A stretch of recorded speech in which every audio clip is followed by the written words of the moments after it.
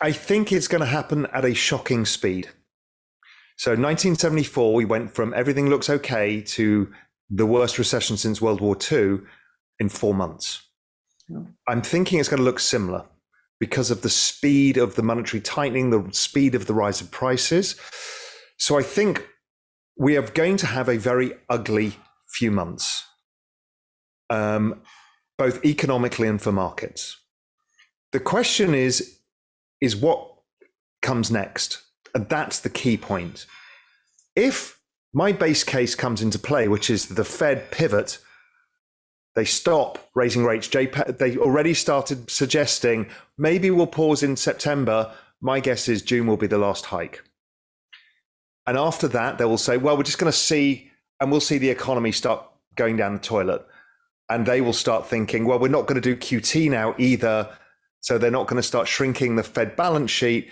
And before you know it, we're going to be talking about rate cuts, but we don't have many rates to cut, rates are nowhere. So the only outcome is they're going to have to print money.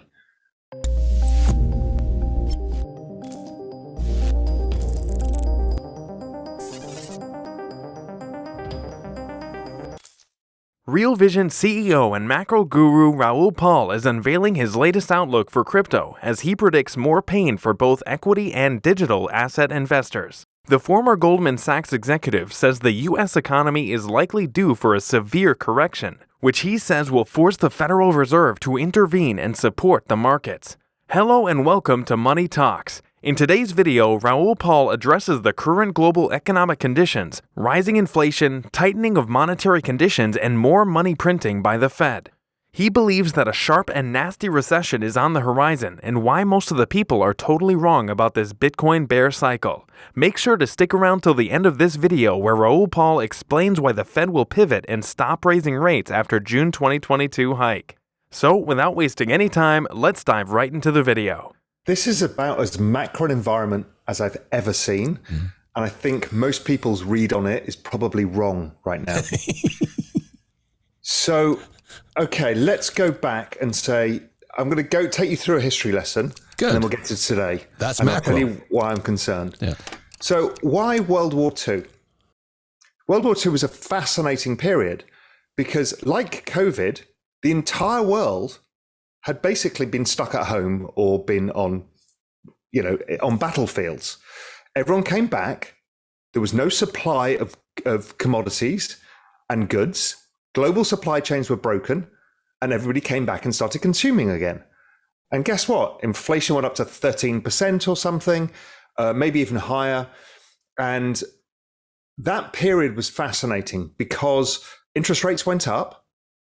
And the first thing that happened was the economy went straight back into recession and rates and inflation went negative because it was a massive tightening of monetary conditions. You raised the cost of goods on people and didn't raise their salaries enough.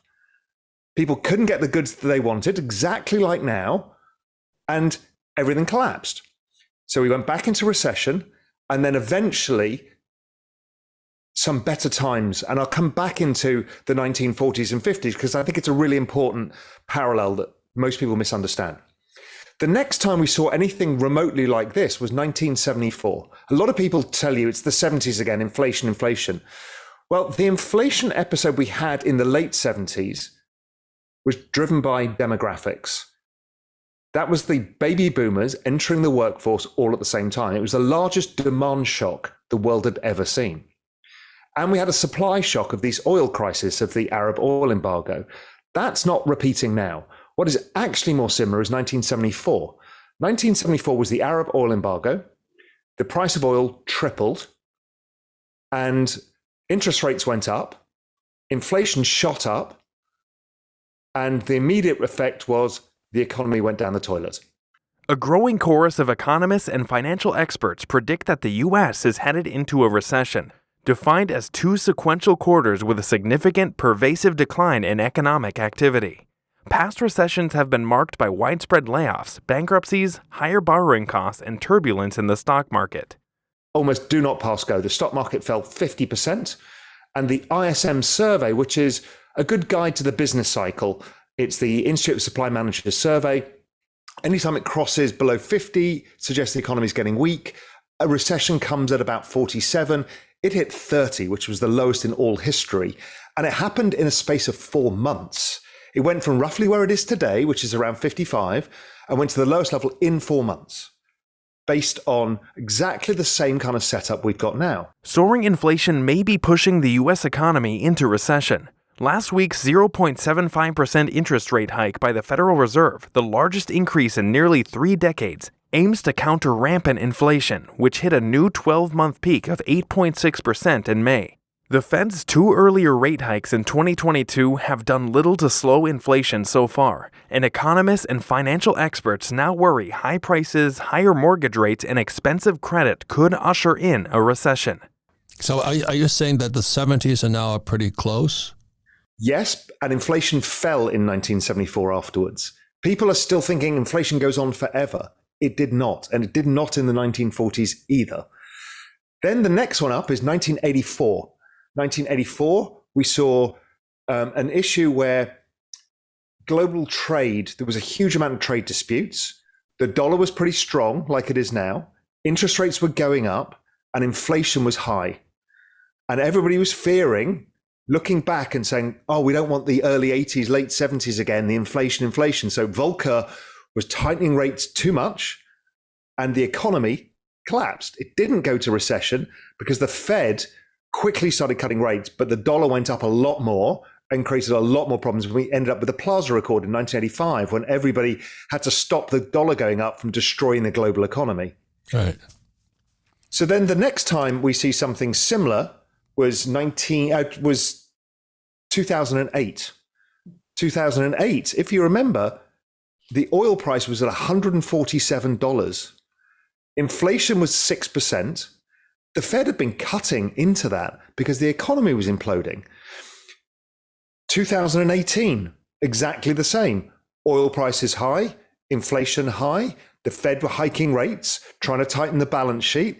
And what happened is the economy rolled over really quickly again. Okay, so what's going on here? Why does this phenomena keep happening? Everyone extrapolates inflation out forever. What actually happens is that consumption falls because we've tightened monetary conditions. So tightening monetary conditions to ordinary people means the cost of your mortgage has gone up at the fastest pace in history.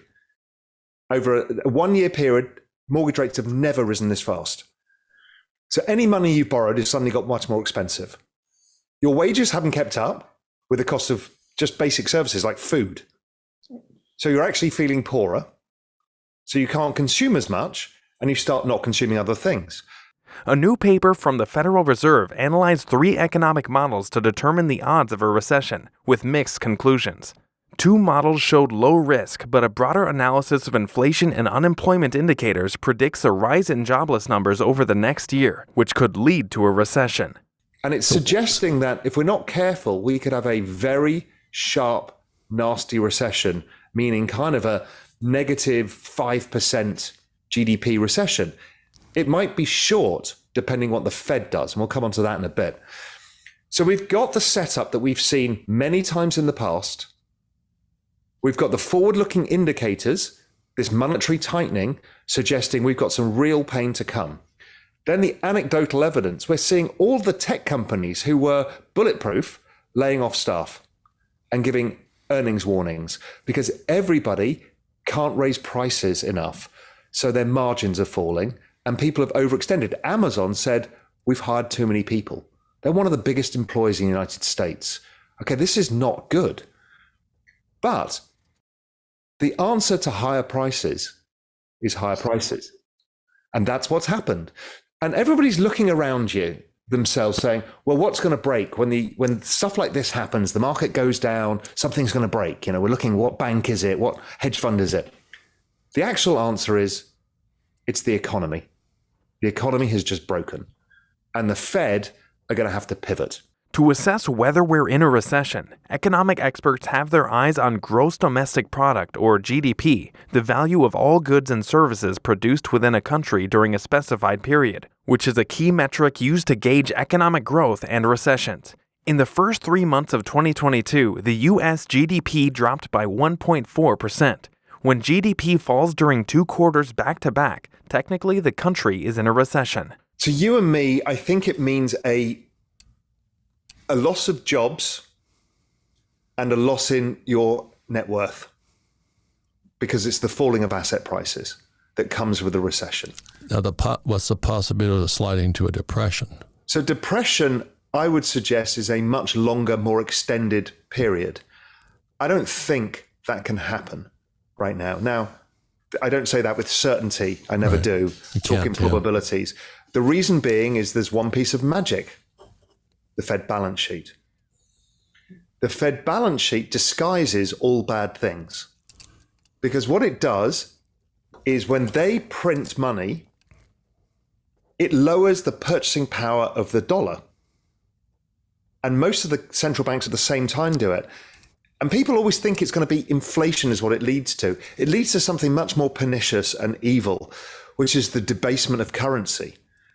And what that does, how it manifests itself, is all of these scarce assets, equities, real estate, gold, crypto, go up a lot. But all they're doing is reflecting the devaluation of the fiat currency itself. So that optically can change everything, because suddenly all of these things go up, everybody feels okay, and it changes the outcome. People are still worse off, generally, but it's a trick. And so I think that trick gets played again pretty soon. This time, I think the trick gets played in a different way, which was the other genie that came out of the bottle in 2020, which the Europeans are doing now, some states in the US are doing, Japan is doing, and a few other countries, which is India's doing, which is direct transfer payments to individuals. So how do you think Bitcoin will perform if a recession begins? Tell us in the comments. Also, don't forget to like and subscribe. See you soon with the next video. Thank you so much for watching.